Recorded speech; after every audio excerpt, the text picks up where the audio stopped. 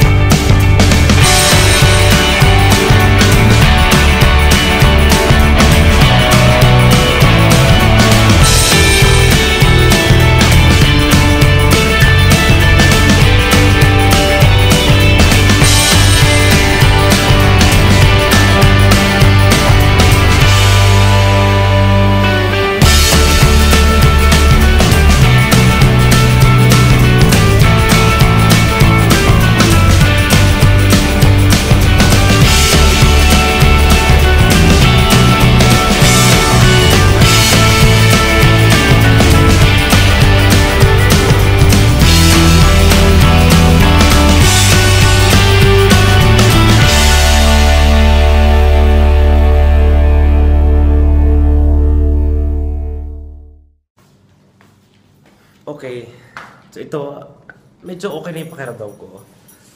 Medyo tumigil ng konting ubo. Pero ngayon kailangan ko kunin yung laundry ko kasi. Dahil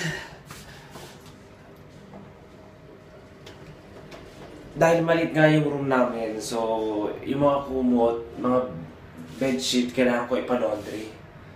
Alam niyo ba na dalawang bedsheet saka isang tawag nito, cover lang sa kama, nasa 38 dirhams na. Oh my god, that's almost what? It's almost 400 pesos. 3 piraso lang. Oh, wala si ate dito. Pa kasi. Inaantok pa ako, tapos ang sakit ng kamay ko. Kasi nagpainit ako kanina ng ulam. Sobrang lakas yata nung ang tagal nung painit ko. Napasok ako. So ayan, 38 nga siya. Ito lang yun. Kaya mahal magpa-laundry dito. Kaya kung kaya mo rin lang maglaba ka na lang. Parang ramdam ko na parang ilang araw na I always feel alone. Kasi, paano ba yan? Na kahit 3 kami sa kwarto, 3 kami sa room, bahira kami magpangkita. Kaya, feeling mo nag-iisa ka lang talaga.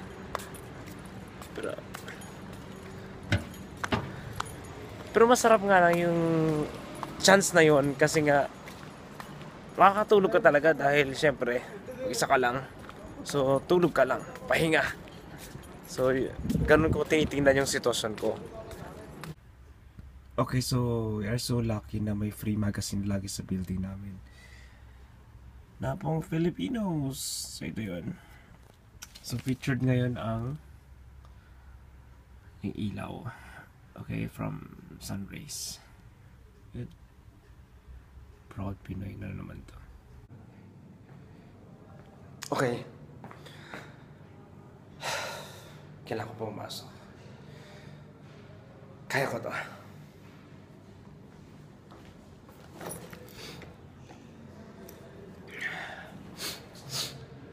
Sinisipon na ako. Okay. Sugod.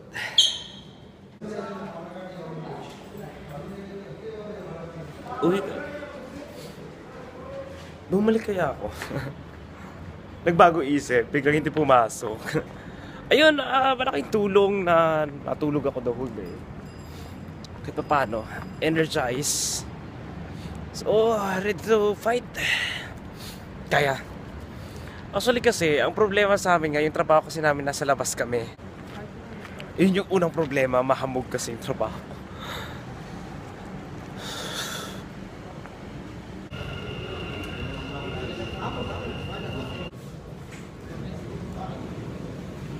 Gusto ko na.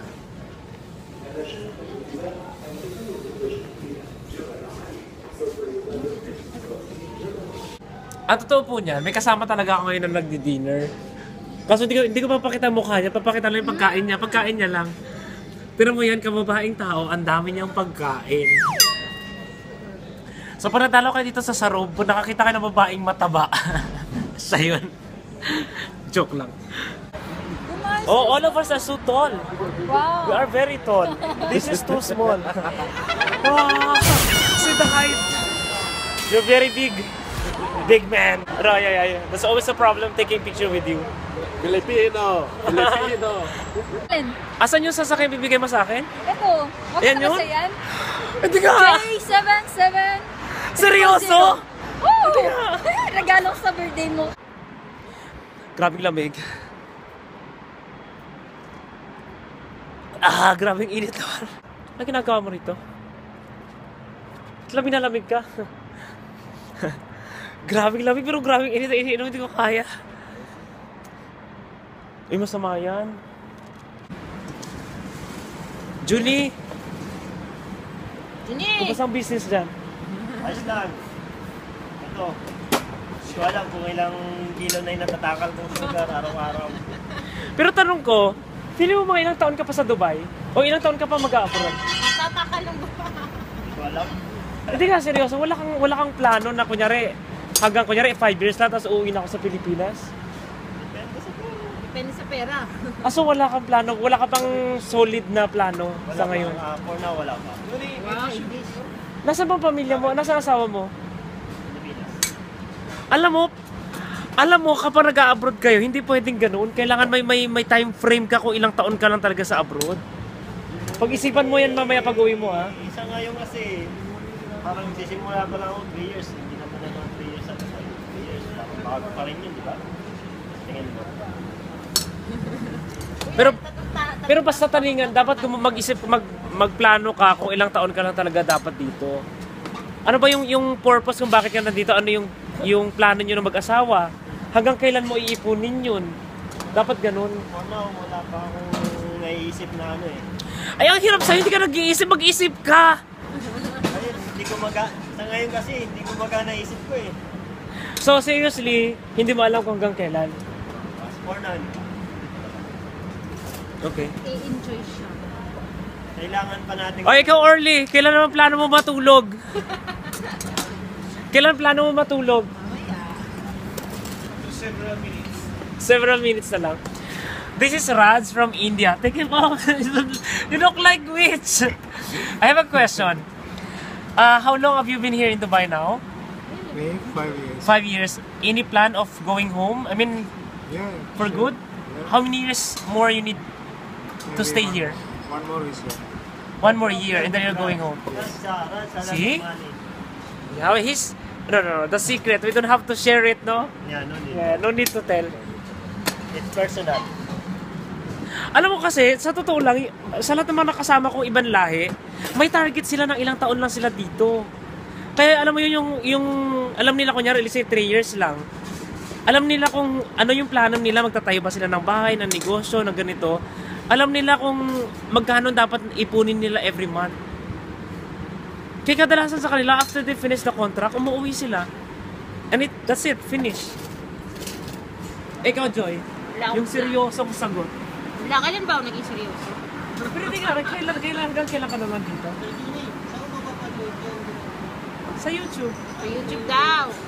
May kausapin kita ng one-on-one. Wow! Anong kaso Usap mo? tayo, puso sa puso. Anong kaso niya? Hindi nga, Joy, wala kang plan? 2 years? Marami. I mean, hanggang kailan ka magiging OFW? Pag nakaipon ako 1 milyon, So, hindi pa sigurado? hindi pa. 1 milyon. Pag taon ka na rito, ayoko kung may 1 billion na. Oh, Ako, 1 year na lang. And 1 year pa. Tulad ni Raj, 3 sasakyan. Oh.